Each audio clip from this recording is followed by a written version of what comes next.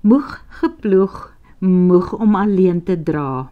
'n korter, volledige liefdesverhaal, Adele Reinders. Dit is laatmiddag, die son hang laag, maar dit was 'n belofte. Sy het beloof om dit te doen, 'n jaar later, en nou is dit al 10 jaar later. 10 jaar nadat die inbreker die wapen op Trevor gerig het en sy jong lewe geneem het. Haar seun was 'n sekuriteitsbeampte, 22 jaar oud, wit. Daar is nie meer werk of geleenthede vir wit kinders nie. Sy belangstelling was eintlik musiek, maar dit is ook 'n bedryf waarin moeite gedoen moet word, en musiek sit nie brood op die tafel nie. Hy sal iets anders moet doen wat geld kan maak, het die ex gesê. Een of ander tyd behoort hy vlerke te sprei en vir homself te sorg. Ek was 17 toe ek AMI toe is, het die ex gespog. Daai jare was dit die skool van die lewe. As jy aan die kant uitstap, is jy sterker en gereed om 'n ware man te wees. Reg sover, haar ex was 'n ware man toe hy by die AMI uitgestap het, 'n sterk ou, 'n nice ou en 'n haan onder die enne. Hy kon enigiemand kry, het hy altyd gespog, selfs met my juffrou Johannesburg uitgegaan op 'n stadium.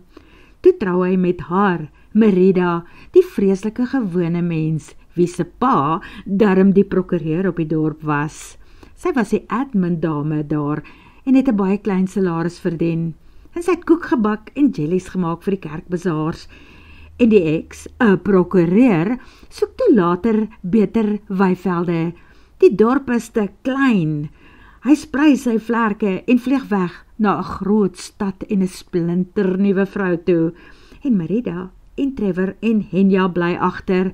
Trevor was toe 12, Henya 15, maar daarom het hulle kontak gehou met die pa. Merida was in daai stadium nog nie 40 nie, en daar was nooit weer 'n man in haar lewe nie. Maar gelukkig is haar ma en pa in daardie stadium toe nog daar.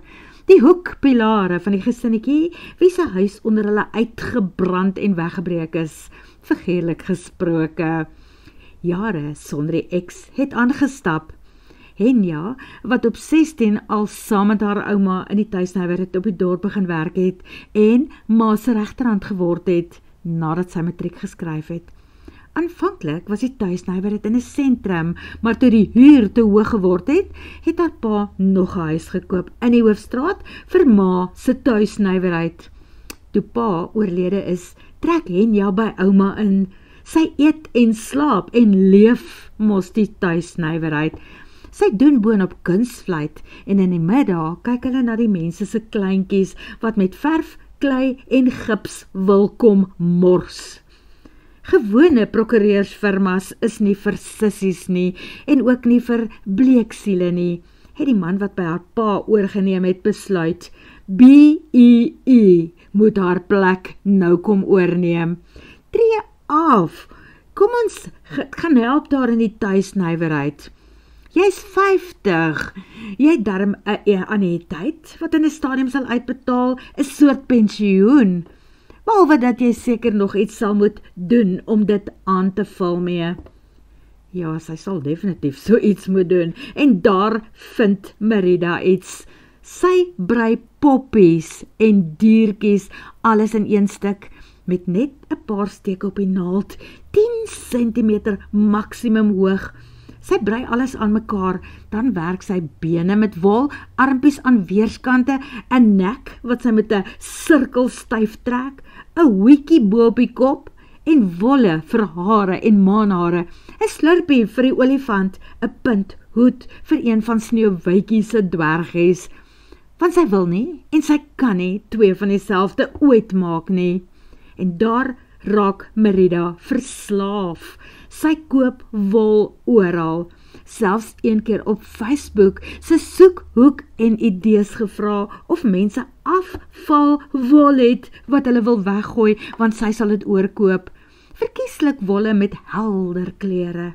En Merida brei, een poppie na die ander, ten minste ene dag. En toe gebeur die moord op Trevor. Geskied in die uitvoer van sy pligte om ander mense veilig te hou. Deur iemand van 'n ander land, naamloos, paspoortloos, gevoelloos. Iemand wat gelê en lag het, toe Trevor se kollegas haar by die huis gaan haal het, om vir oulaas by Trevor te wees. Kom as jy hom wil sien, hy is geskiet in die maag. In die maag, dankie tog nie in sy hart nie. Dit was 2 uur in die nag, November maand. Sy het 'n kort baadjie oor haar slaapsweetpak aangetrek, tekkies sonder kouse en Trevor se baas agterna gesit. Hoe erg kan dit nou eintlik wees? Die ambulans gaan haar kind kom oplaai, hulle gaan opereer, teen 10 uur môreoggend gaan hy de mekaar en besimpeld van die narkose wakker word en sê, hallo ma, ek is honger. Maar dit gebeur toe nie so nie. Sy was net betyds om hom te hoor prewel. Ma, ek gaan dit nie maak nie. Strooi asseblief my as in die berge binne 'n jaar. Anders gaan dit vir jou te swaar wees. Ek ken jou mos. Ek is lief vir jou ma. Totsiens. En daarna het sy gees hom verlaat, met sy oë op die môrester, asof dit sy finale bestemming moes wees. Nooit weer sal die sterre vir haar dieselfde wees nie. Dit het Merida daardie dag verseker geweet. Lydenburg sou ook seker nooit weer dieselfde gewees het nie. Maar sy's nog hier, in die omtrek, woon nog steeds in die klein woonstelletjie wat sy gekoop en afbetaal het, waar Trevor tot die dag van sy dood by haar gebly het. En in plaas van 1 poppie 'n dag, brei sy nou soms 2 of 3. Sy speel weer pop op 55.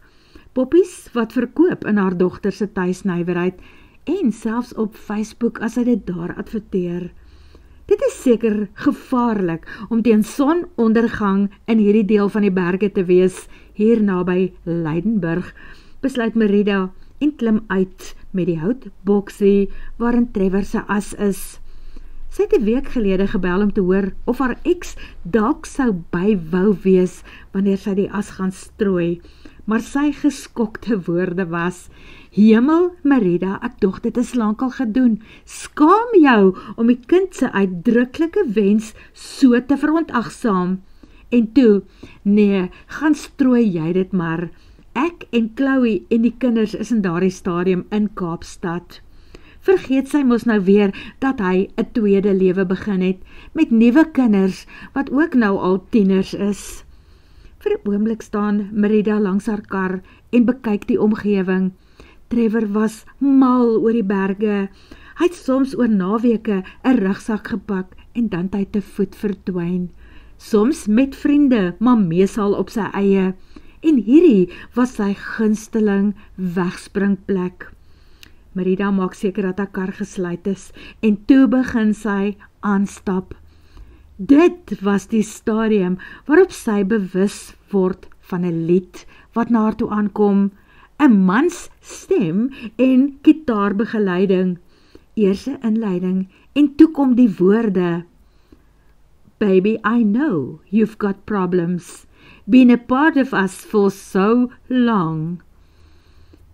Jou leuns en misstappe, en dan probeer jy om vir my te wys dat ek die een is wat verkeerd is. Ek wou troos, ek het probeer om jou vrese te verstaan, die pyn waardeur jy gaan, maar niks was ooit genoeg nie. Daarom, terwyl ek by die deur uitstap met 'n groet, 'n totsiens, want ek is moeg om altyd sterk te wees. Want weet jy wat, ek is so moeg. Ek is moeg om altyd sterk te wees. Net ons hemelse Vader sal weet hoe hard ek probeer het. Net hy sal weet hoe moeg ek nou is om altyd sterk te wees. Dit is tyd om te groet, tyd om totsiens te sê. Vir al die jare se terughou, die trane wat gestort is, net u, o Vader, weet hoe hard ek probeer het. Ek is so moeg om sterk te wees. I am so tired of being strong. Die lied was in Engels. Ek is moeg vir al jou stories, jou valse trots, dit wat die wêreld sien, dit waarvan niemand weet nie. Daarom, terwyl ek nou groet, 'n laaste keer waai, traan op my wange, want dit is tot siens en dit is klaar.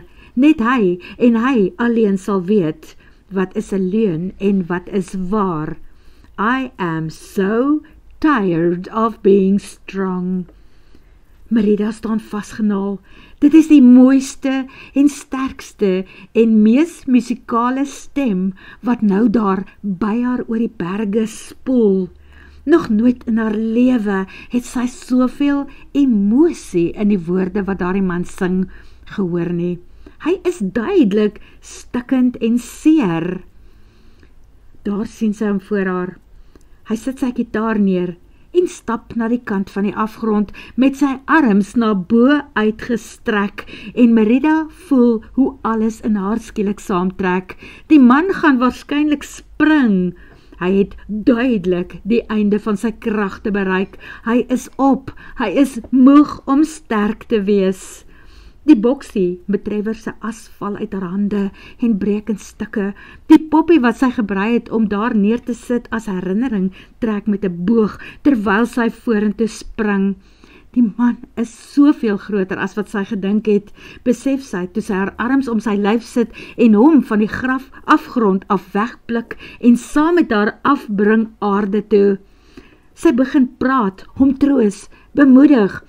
Miskien is dit nie net sy wat praat nie, miskien is dit die Heilige Gees wat deur haar praat, want sy sê, moenie dit doen nie, asseblief moenie, daar is altyd lewe na enige seer.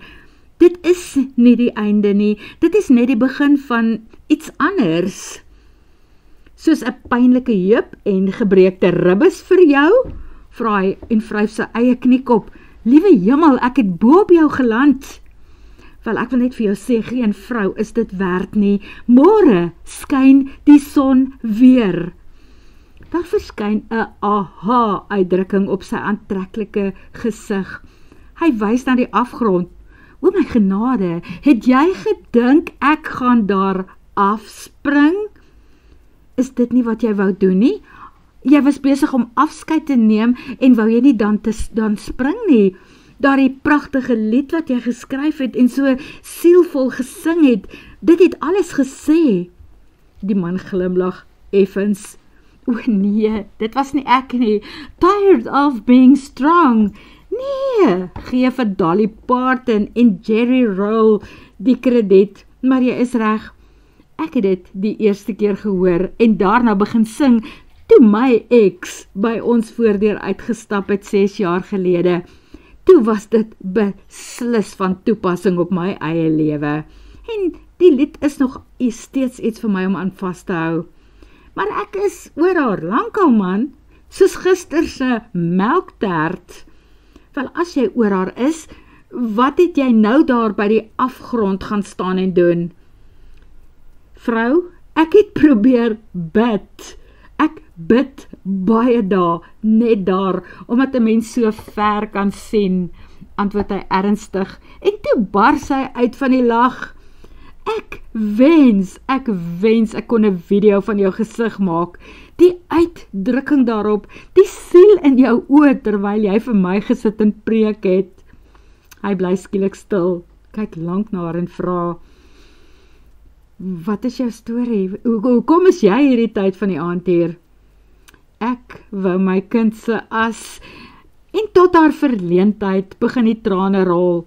Sy sit plat op haar alie, langs 'n wildvreemde man, wat grond gevreet het as gevolg van haar, en die mooiste stem het, en sy huil soos 'n klein dogtertjie. Ek is verskriklik jammer, prewel hy. En toe sien sy, dat hy nie net jammer is oor die feit dat Trevor dood is nie, hy is jammer dat die houertjie met sy as gebreek het, en dat die wind dit nou kom opskep en oral rondwaai. Sy spring op, hardloop nader en probeer om die meeste daarvan in haar hande op te tel, en toe stap sy na die kant van die afgrond en wil dit daar oorgooi. Iets ruk in haar, sy het nooit besef dat dit so diep en so ver, dat die volgende stukkie plat aarde daaronder is nie. En toe voel sy hoe arms van agter haar om haar lyf gaan. Kom, gooi jou as, gooi dit so ver as wat jy wil. Ek sal jou vashou. Dankie, en daar gooi sy die as. Uiteindelik wikkel sy haar uit die arms uit los. Wat was sy naam? Vra die man en staan effens terug. Trevor, wil jy vir hom iets sê voordat jy gaan? Vra die man. Ek wil ja, net tot siens Trevor, en daar huil sy sowaar weer, en die vreemdeling lei haar weg van die afgrond. Sy sê, ek weet nie wat gaan met my aan nie, weet jy, dit is al 10 jaar gelede, en sy tel die seentjie poppie wat sy gebrei het, en gaan hang dit aan 'n takkie aan 'n struik.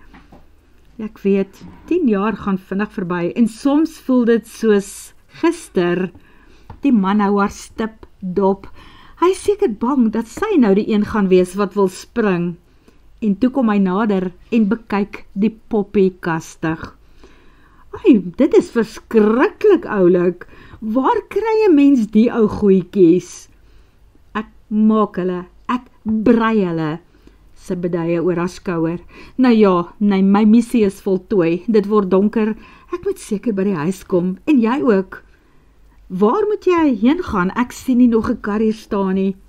Ag, ek het sommer gestap. Ek woon hier naby. Wel, as jy moet stap, kan ek jou sekere geleentheid huis toe gee. Sy is nog steeds bang dat die man iets onbehoorlik gaan aanvang as hy haar rug draai. Iets is dat hy gaan spring, en dalk sal sy saam met hom wil spring as hy dit gaan doen. Dit is 'n slim plan. Ja, neem my huis toe, dan gaan ek vir jou koffie maak. Hy wag dat sy die kar oopsluit en sit sy gitaar op die agterste sitplek neer. Toe gaan klim hy in die passasierssitplek, maak die gordel vas en wag dat sy ook moet inklim en begin ry. Merida skakel die kar aan en druk dit in rad. Wanneer sy by die teerpad kom om te draai, kyk sy vir hom. Waarheen moet ek gaan? O ja, links, sê hy met 'n glimlag. Daai glimlag speel nou om sy mondhoeke. Sy sit die flikkerlig aan en draai links. Feitelik onmiddellik keer hy, en nou moet jy weer links draai, in by daardie hek. En hier is ons nou. Wat? Nie eens 100 meter van waar hulle mekaar die eerste keer gesien het nie. En daar voor haar staan die oulikste houthuisie. Die man klim uit. Kom, jy het beloof om saam met my koffie te drink? Terloops, my naam is Leonard. Leonard wie? Leonard Cohen, want jy sing mooier as hy. Die man begin lag. Nee, sorry, daarom net Leonard van der Laan. Aangename kennis. Hy steek sy hand uit. Merida Lamprecht, antwoord sy en vat sy hand.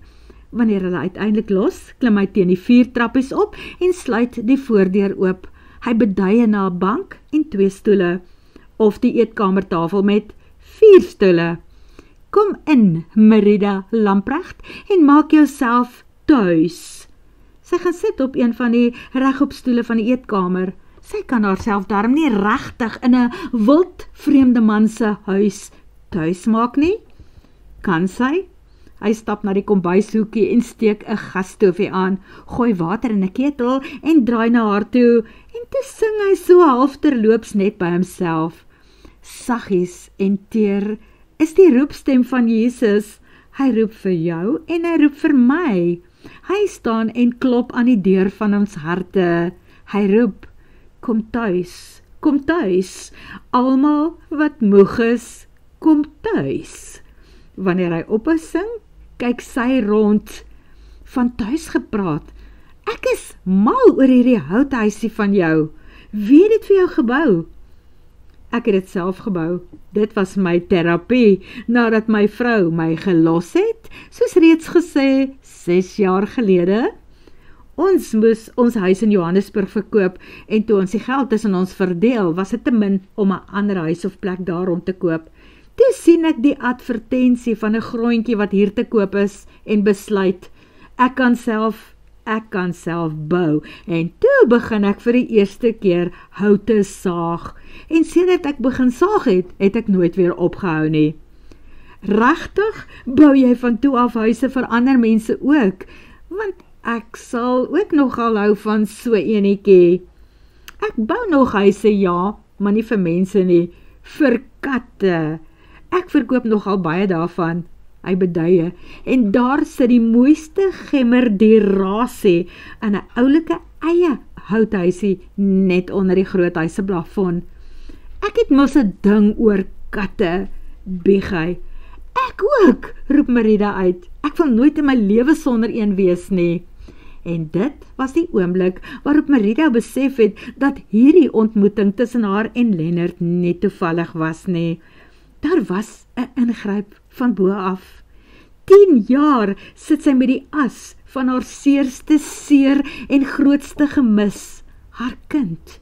En toe gebeur hierdie wonderwerk, hierdie spesiale ontmoeting, danksy die feit sy die as kom strooi het. Iets wat die mooiste verhouding tussen twee mense sou word. Want ja, 2 jaar later en vandag staan sy langs hierdie wonderlike man voor die kansel. Hulle trou. 2 jaar waarin sy so hard probeer het om vir Lennard te oortuig om sy gitaar uit te haal en voor mense te sing, by funksies wat hulle soms daar by die tuisnywerheid van haar dogter hou. Maar hy het 4 voet vasgesteek. Hy sing nie voor mense nie, hy sing vir sy skepper.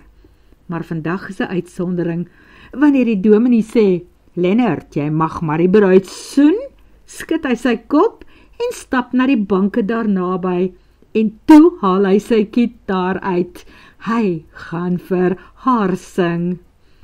Hy wil vir Merida soen, verseker hy die paar gaste wat lekker lag vir sy grappie.